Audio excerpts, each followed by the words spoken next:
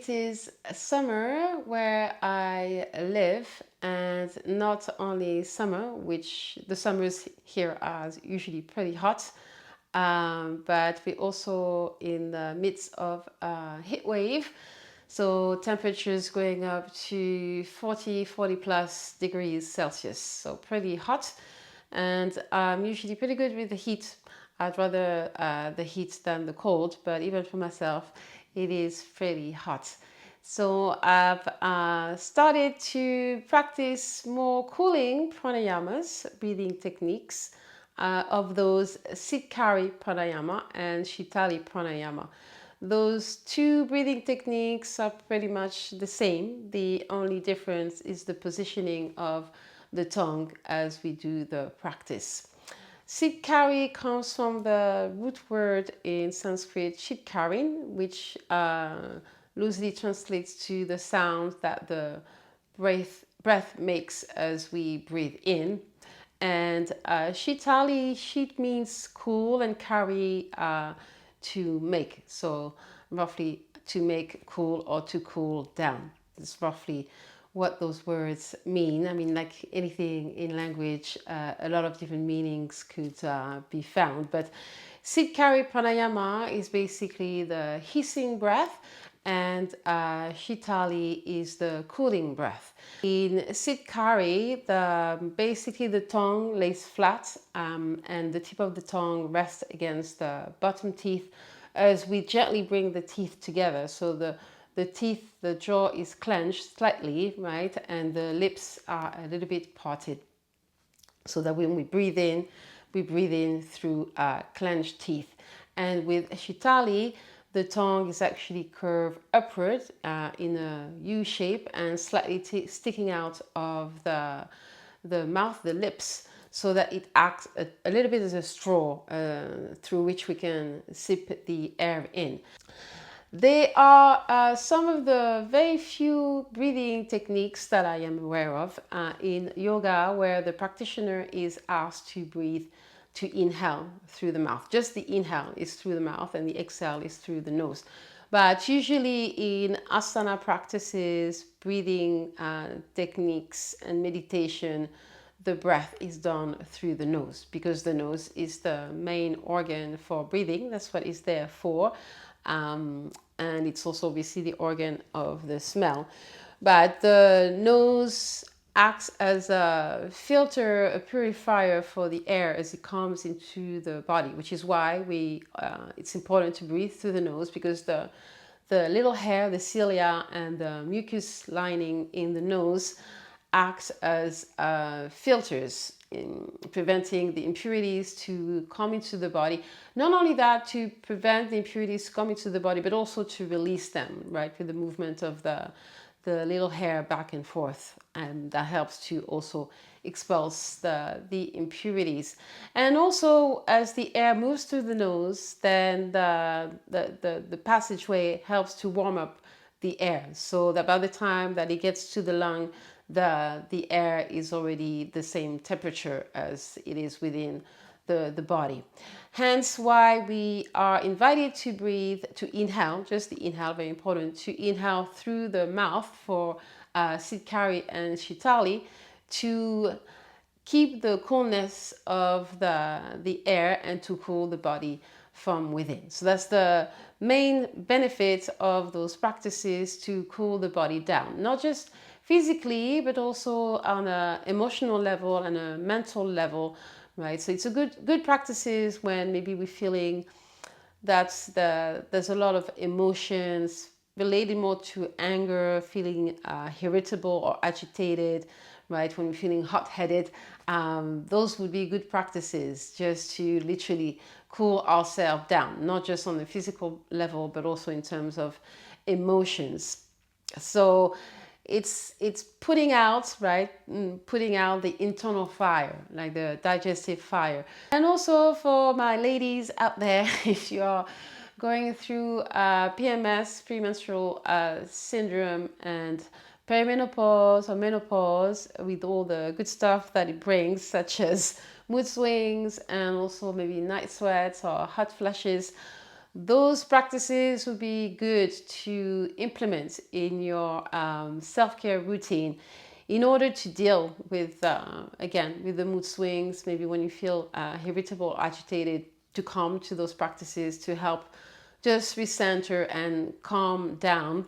And also, again, in terms of the hot flushes and the night sweats, which is only some of the symptoms from the perimenopause and menopause. But in terms of that, to regulate the heat, it's very, very good for that. What else in terms of benefits? There are many. So lowering the stress levels, right? With lowering the cortisol level, the stress hormone. Also lowering blood pressure. Many benefits. I'm just mentioning a few here. That's the main ones. And in terms of contraindications, it's definitely something, a pranayama, to be done in the summertime. I wouldn't necessarily practice that in the wintertime because obviously cold air can also irritate the throat. So if we're doing both of those things together, when the air outside is already cold, that's not really conducive to a healthy respiratory system. And having said that, if you have any respiratory issues, then like asthma or any bronchitis or that kind of stuff, definitely not to practice those. And also if you have already low blood pressure, I would approach this practice with a lot of caution. And there's probably other contraindications that I'm not mentioning here, but I put in the description. But that's basically some of the main ones. Oh, and one more thing also, to practice in an environment where the air is clean. I'm not a fan of air conditioning myself, so I don't use it. But I wouldn't practice those cooling practices in an environment with air conditioning and where the air is not clean. Really important, because again, we are taking away the filtering effect of the nose with those practices. So really making sure that the air that you're breathing in is clean. And that's about it. So find a comfortable seated position of your choice for the practice that allows for the spine to be lengthened, like as always. You could be seated also on a chair or sitting cross-legged. I'm using a cushion to elevate my hips as I usually do, and also to allow for the natural curves of my spine to emerge and to stay there as I stay seated and we go through the breathing. So we do a few rounds. First, you can do the practice with banders and also with retention, but I'll go through that. But for now, we're just getting a feel of what the practice involves. And I'm gonna practice Sitkari, the one where the tongue is basically laying flat, because I cannot shape my tongue in a U shape, like curling upwards. And if you cannot either, not to worry. It's actually something that is genetic. Believe me, I tried. But I have been told it is something. Some people can do it and some people can't. It just is what it is. So whichever one you want to practice, I'm going to do Sitkari, the hissing breath, and Sheetali is the cooling breath. So I'm gonna do the clench teeth and the tongue laying flat with the tip of the tongue gently press against the back of the lower teeth.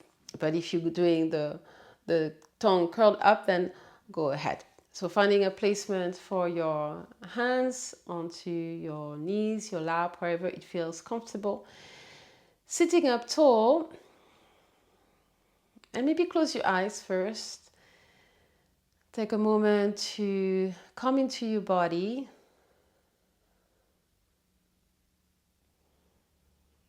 Settle into your physical body, the sensations.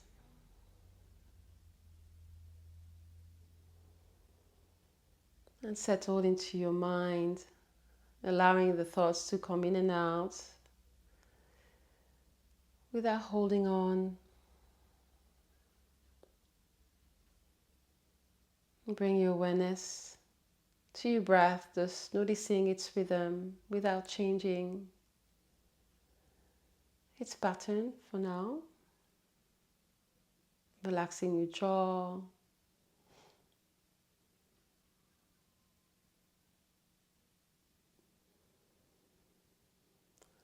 And preparing for Sitkari or Sheetali. For Sitkari, what I am practicing, so gently clenching the teeth against one another, relaxing the tongue flat and the lips slightly parted.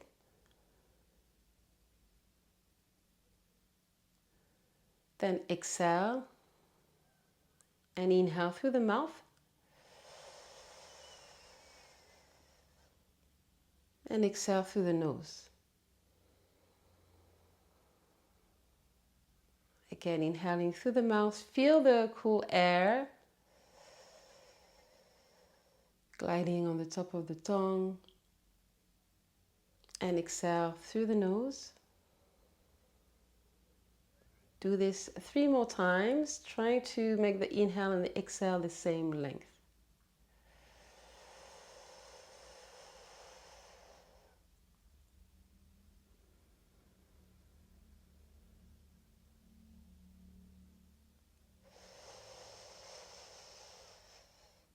So when you exhale, you close the mouth to exhale through the nose. One more time.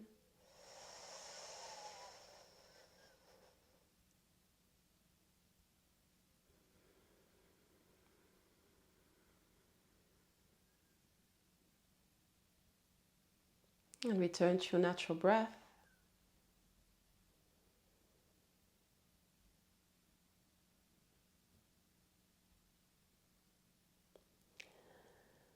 So this is the basics of those practices.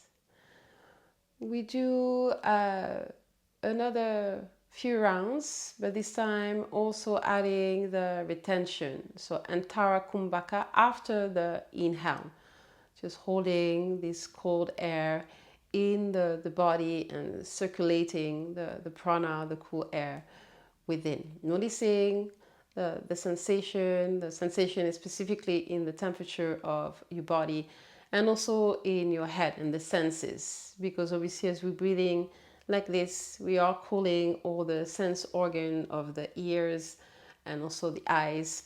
So noticing, right, the subtle changes. Again, sit up tall, relax your shoulders, either the eyes open or closed. And either resting the tongue flat or curling the tongue upward, sticking out the mouth slightly if you're practicing Sheetali. Exhale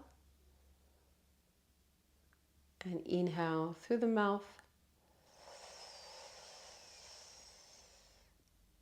Hold.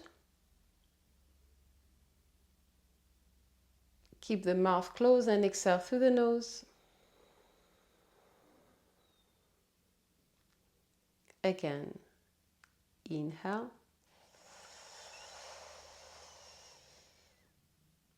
Hold the breath in, and if you'd like, you could bring the chin down towards the chest in Chaladara Bandha. Lifting the chin parallel to the floor before exhaling through the nose. And again, inhale. Hold. Chin towards the chest.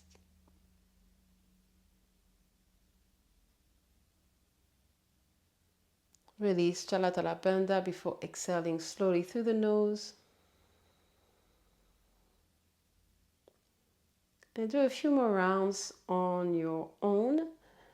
And if possible, maybe also making the exhalation longer than the inhale.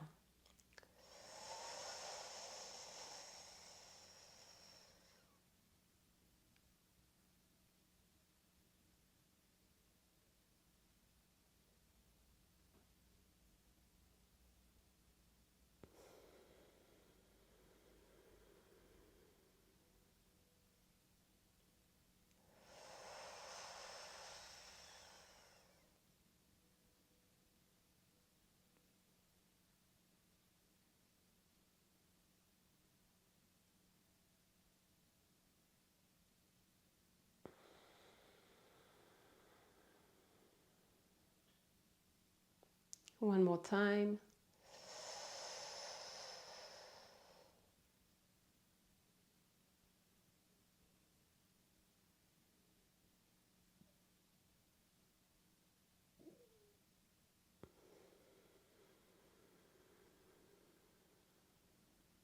And after your next exhalation, return your breath back to its natural rhythm.